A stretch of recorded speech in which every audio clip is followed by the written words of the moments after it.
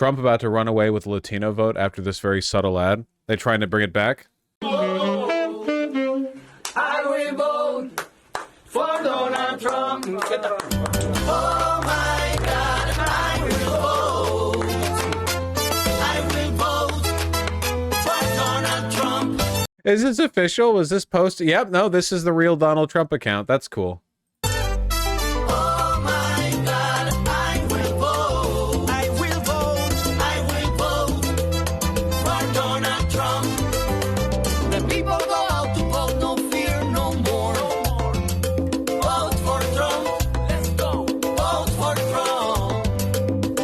If you wanna keep America great, vote for Trump. Let's do it. I vote for Trump. No way he thinks this will win him the Latin vote. I mean, I grew up in LA and I'm going to change my vote to Trump now, so. Oh my God, I will vote. I will vote. Oh yeah, for Donald Trump. Oh my God. Is this the actual, like, resolution of the video? Twitter videos aren't usually this choppy for, like, blue check accounts, you know? I will vote. Oh my God. Like, look at this. This is the official video posted by the Donald Trump account.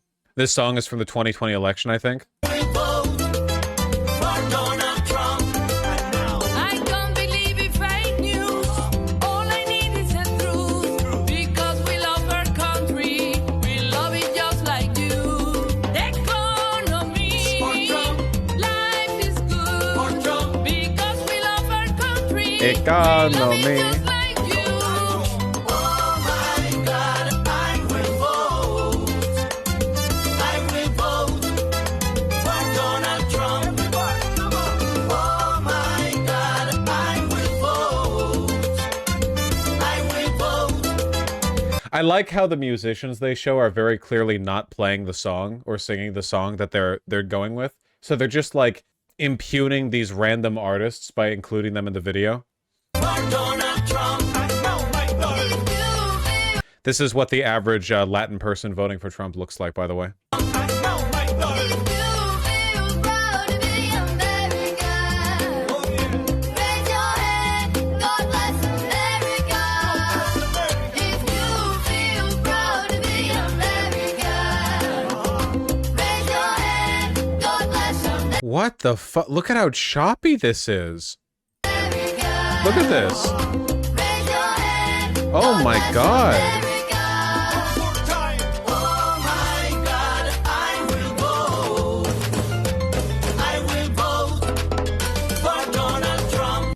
What a banger. Thanks, Cubans, for everything you've contributed to our culture. That looked like a shitty e-greeting card on Facebook. It's pretty funny. Gotta release something after that Puerto Rico joke, you know? Danny, I know you've had a chance today to be just talking to voters in the immediate aftermath of it to get their reaction. What are they telling you?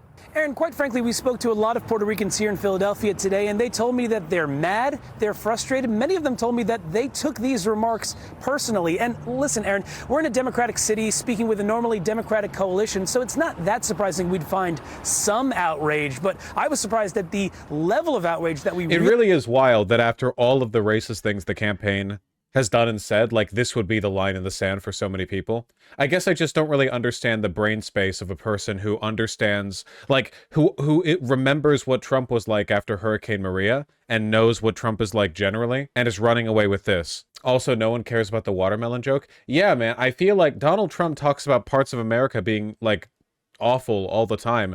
The black guy watermelon carving joke was like a step beyond, man. At a presidential rally, just full on making, like, black guy watermelon jokes, but no one's talking about that. It's about the Puerto Rico thing. really did see, because we spoke to not only Democrats, we also spoke to an undecided Puerto Rican voter, also a Puerto Rican voter who already voted for Trump, and they told me their frustration with these remarks was palpable as well. Vice President Harris's campaign wasted little time Monday morning. They did us a favor. They woke up. They woke up. They woke us up. They woke us up. Assembling a host of Puerto Rican surrogates in Philadelphia. I hope that people are as angry and they turn that anger into vote. Pennsylvania has more than 480,000 residents of Puerto Rican descent, according to 2022 data from the U.S. Census. I can't believe this guy's going to get Kamala Harris elected. Yeah, Masagui, I saw this. The Archbishop of Puerto Rico has demanded an apology from Donald Trump. Like, genuinely, what the hell, man? This is really blown up. Having consulted with my brother bishops of Puerto Rico as Archbishop of San Juan de Puerto Rico, I was dismayed and appalled by the comments made by the comedian Tony Hinchcliffe yesterday, Sunday, October 27th, at your rally at Madison Square Garden. It is not sufficient for your campaign to apologize. It is important that you personally apologize for these comments, Trump. May you be blessed with wisdom. Sincerely yours, Roberto O. Gonzalez Nieves. Incredible stuff. Nice Spanish. When I said Puerto Rico, and not like Puerto Rico, thank you. I've always considered myself one of the hombres. Bureau. That's the most out of any of the battleground states. And the Philadelphia metro area is among the top regions, with Puerto Ricans outside of New York and Florida. Philadelphia City Council member and Harris supporter Ketsi Lozada knew she had to speak up after last night. I think that what folks don't realize is that when Puerto Ricans get angry, we turn into action mode very quickly. No, I think that's like the #1 thing that everybody knows about Puerto Ricans. Quick, name one fact about Puerto Ricans. Proud, quick to anger. Yeah, no, you got it. Around Philly's largely Puerto Rican Fair Hill neighborhood, voters we spoke with had heard the comments. Él no sabe lo que está hablando. Puerto Rico es una isla bella. Puerto Rico es... He doesn't know what he's talking about. Puerto Rico is a beautiful island. 32-year-old Christian Hernandez is voting for the first time this year for Vice President Harris. The Trump rally remarks only solidified his vote. You think Puerto Ricans heard those words from last night? Yeah, for sure. A lot of Boricuas, they're mad and disappointed. Marcos Pagan didn't like the comments at all. The president of the Puerto Rican Republican Party is threatening to unendorse Trump unless he apologized for the comments. What the dude? It's just crazy that Trump and his people can make like 50,000 comments the effect of like Latin and black people are subhuman. But then a comedian at the rally makes a joke about Puerto Rico being a shit. Like, Donald Trump calls parts of America shit all the time. He's called America a trash bin. That was like 4 days ago. Catholics really are the only real Christians. When you hear stuff like Puerto Rico is a floating island of garbage, what goes through your mind? To be honest, I feel disrespected because he doesn't know what we go through. You know, we've been through a lot. But Marcos still is not sure who he's voting for. When you hear comments like that, does that change your perspective about who you might vote for? No. That's not enough. I'd rather see it to believe it, you know? Everybody can actually find the words. Fernando Santiago already cast his vote for former President Donald Trump. But now he and his whole family are mad about last night's remarks. What did you think about him calling Puerto Rico a floating island of trash? That's messed up because that's my island, you know? I never thought that after making disparaging comments about Latin people, a bunch of subgroups of Latin people, immigrants, children of immigrants, brown people, black people, Latin Americans, like every single country they're from, I never thought he would go after Puerto Rico. Even after in his last presidency, he failed Puerto Rico by denying them $20 billion in aid and like disrespecting them after Hurricane Maria. Nobody could have expected that he would do the same thing that he's always been doing over and over again. I don't want people talking like that, you know? This is not right. Con la falta de respeto, con la actitud de ellos, no van a llegar lejos. Porque en verdad... Didn't Trump want to sell Puerto Rico? Yeah, he talked about it.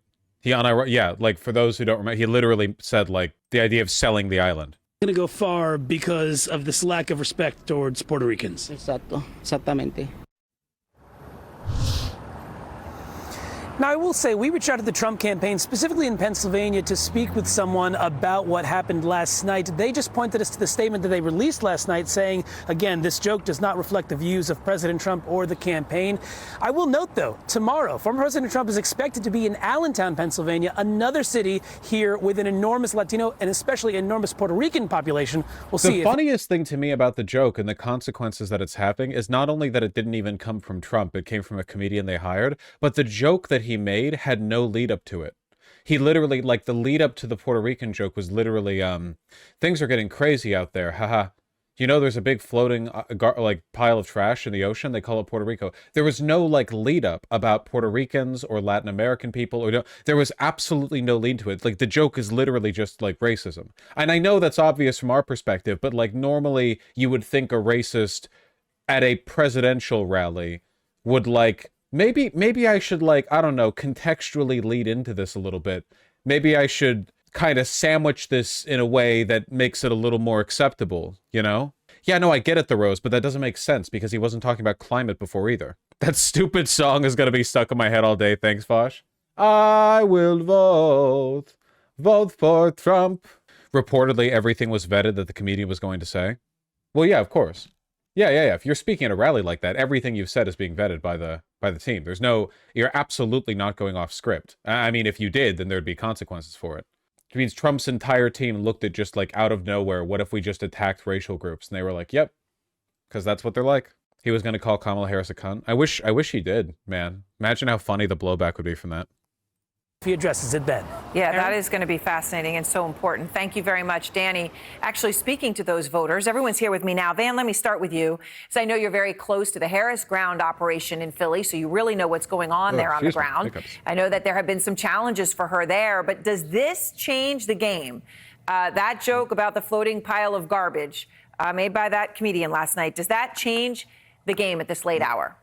It energizes a certain kind of voter. Look, if you're a Trump voter, you've forgiven him for so much stuff that it's almost an automatic thing. What you have, though, are people who are for Kamala Harris, but they have questions and they're lukewarm. This is a couch propulsion device, like in a cartoon. All right, we're not getting you in the spin cycle here. It really has led to more discourse than anything else. It's pretty wild. Did you see Destiny, Mehdi Hassan, and Sarah Palin on Piers? Bro, did you hear about the new, like, experience down at the mall? You drag your dick through broken glass. Have you tried it yet? What the f*** are you talking about? What is the incentive? And then they hit you with hammers. Okay. This morning, the Trump campaign is playing cleanup, trying to distance the campaign and the candidate from comments made from the stage at his big rally yesterday here in New York. Comedian Tony Hinchcliffe was among the warm-up acts to speak, and here's what he said. I welcome migrants to the United States of America with open arms. And by open arms, I mean like this. These Latinos, they love making babies too. Just know that. They do. They do. I don't know if you guys know this, but there's literally a floating island of garbage in the middle of the ocean right now. Yeah. I think it's called Puerto Rico. The joke would only make sense as a lead-in if he was otherwise talking about climate issues, because then the misdirection would be, oh, I think he cares about climate. Oh, haha, he doesn't. He's just racist. But we know he doesn't care about climate, so how does it even... Joining us right now, Democratic Congresswoman from New York, Alexandria Ocasio-Cortez. Thanks for being here. You called this out last night. You were hanging out with Tim Walz. You guys were streaming. You called it out last night. My culture's Fresh not a eyes costume. on it this morning. When you see that remark and you see now that comedian responding to you guys, I'll read a bit of it for you. I know you've seen it, but for everyone out there, these people have no sense of humor. Wild that a vice presidential candidate would take time out of his busy schedule to analyze a joke taken out of... Oh yeah, the so-called comedian's been having a meltdown on Twitter. He's essentially just been screaming like, it's a joke, triggered libs, it's just a joke. Like, you know, just classic. Like, it's not even interesting. It's not even like worth covering, basically. It's just the exact response you would expect given the situation. Probably getting defensive because there's a pretty reasonable chance that he's getting like a lot of shit from his own camp over this, you know? Context to make it seem racist. I love Puerto Rico and vacation there. I made fun of everyone. Watch the whole set. I'm a comedian, Tim. It's interesting because, like, as always, like the equal opportunity offender group, the one group they never go after is like straight people, white people, Christians, men. You know, it's with remarkable consistency. Yeah, I went after everyone, and by everyone I mean like, you know, every other racial group, women. Time to change your tampon is what he ends it with. What does Banger it mean comedian, today? What banger did it do comedy. today? You know, this honestly isn't really about a comedian. This is about the Trump campaign. Thank you. Those comments and that individual saying those things on that stage, inciting an entire arena of individuals who have been previously incited to commit attacks like the ones we saw on January 6th by people like Donald Trump. None of that was an accident. These campaign events are put together They are vetted. That language was vetted by the Trump campaign. That person was approved by the Trump campaign because he is speaking on behalf of the Trump campaign.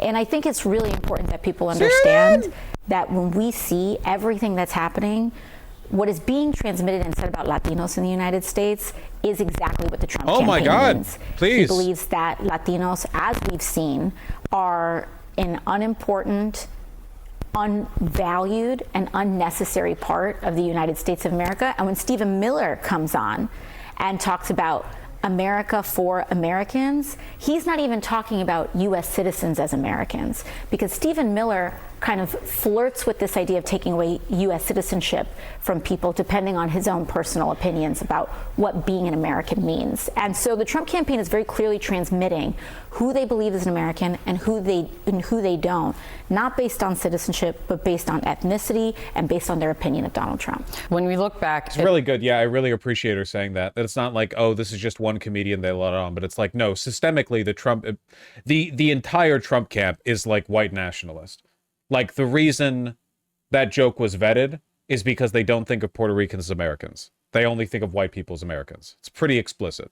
At the numbers and the gains he has made with Latino voters since 2016. From 2016, depending what you're looking at with the numbers now, you see a 9-point gain. You've seen Harris I've seen 12 points fewer than Hillary Clinton got in 2016. Seen some recent gains in some new polling just out yesterday that she's making with Latino voters. How do you explain it?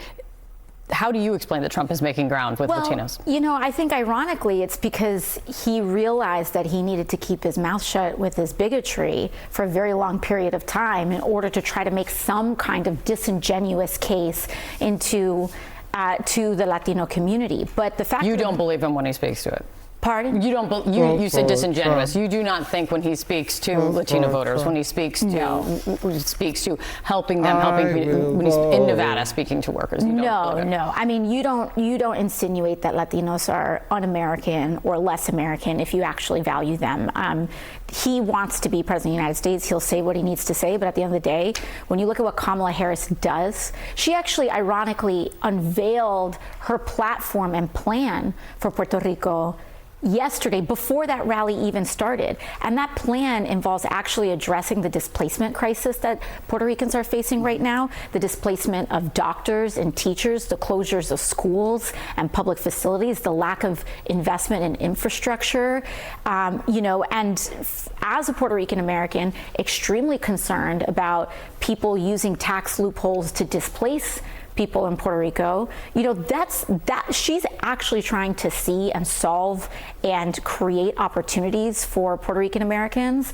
And you see the contrast of Donald Trump maybe trying to distract from the fact that he has no economic plan.